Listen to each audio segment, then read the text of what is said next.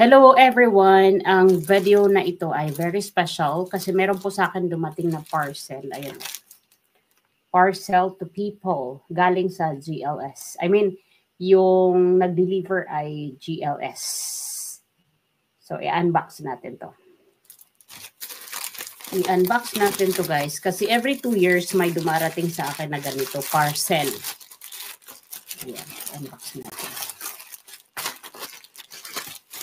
Tananan! So, ito po yung dumating sa akin. Ganda, no? Oppo Reno 13 Pro. Every 2 years, meron dumarating sa akin na parcel. Ito yung nakarating noong 2 years ago, 2020, 22, ganyan. 22, 23, ganyan. So, every 2 years, may dumarating sa atin na parcel. Ayun. Yan siya, oh. So, parang, ano pa to talaga, walang ka-damage kasi hindi ko naman siya ginagamit pang araw-araw dahil pang vlog ko lang yan. Ngayon, ang dumating kahapon ay ito. So, ito po ang pinaglagyan. Parcel to people. Okay, ano ang kwento dito sa mga dumarating sa akin? Ito, ayan. Ayan. Ito siya. Open natin. Tananan. So, ito siya ang laman. Ayan siya. Dito muna yung ano. Siyempre, ito. Meron siyang wire. Wire for charging. At meron din siyang meron pa siya dito cover. Tingnan natin kung anong laman. Anong kulay. Ayun. Ayun guys. So, ang kulay niya ay light purple. Yan o.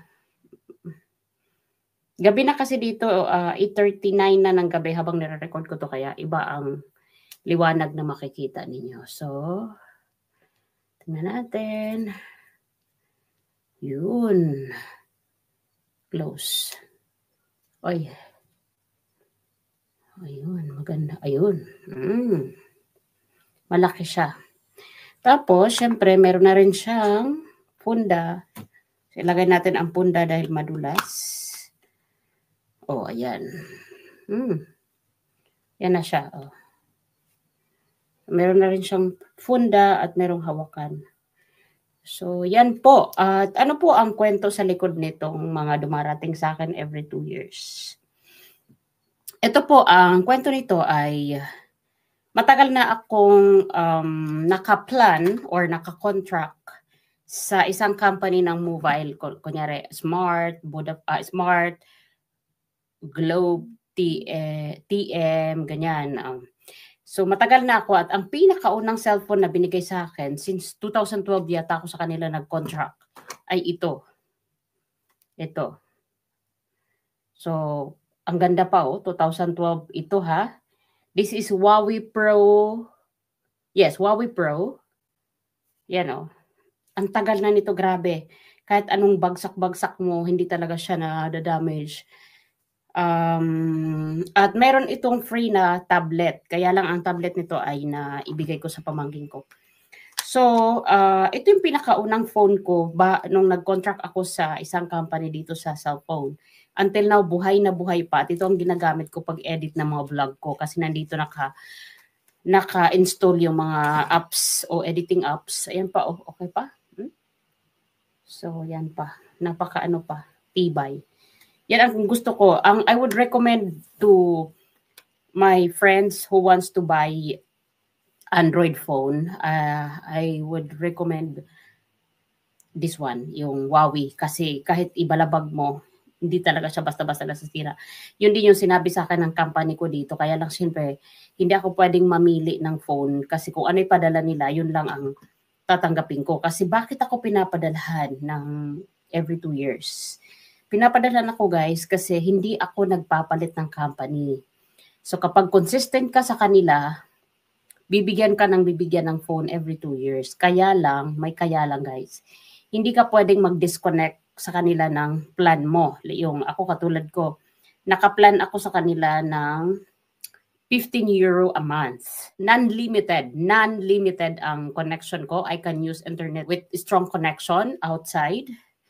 And I have non-limited also calls, local calls. With that 15 with that 15 euro, magkano yan sa Philippine money? I-complete natin. Ipagpalagay na lang natin sa fixed na computation.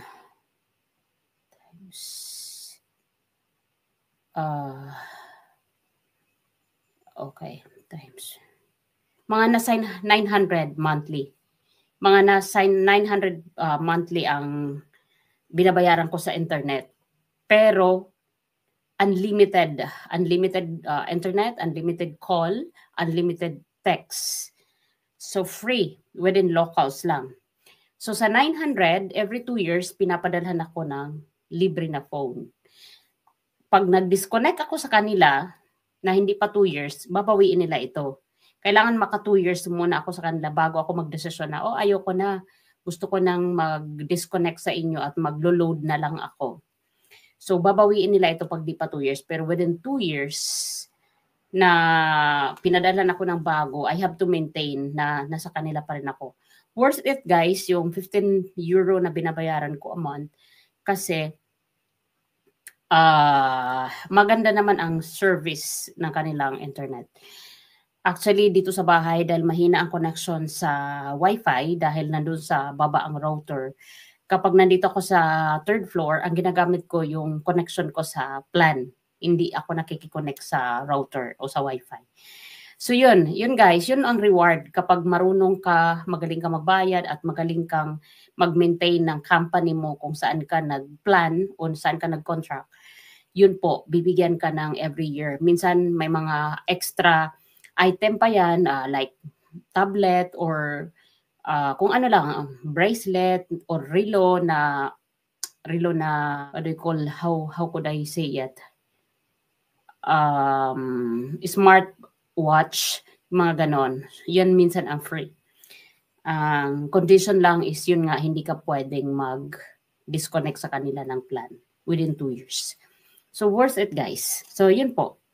Napakaganda ng camera, napakalinaw. Nag-picture ako kanina para i-try ko yung kanyang camera kung gaano kalinaw. Napakalayo ko sa picture na ito pero ang ganda ng kuha. Ang linaw ng kuha. Diba? So yan po. So napakaganda. So yun lang, share ko lang sa inyo itong new Android phone ko. Thank you for watching. Bye.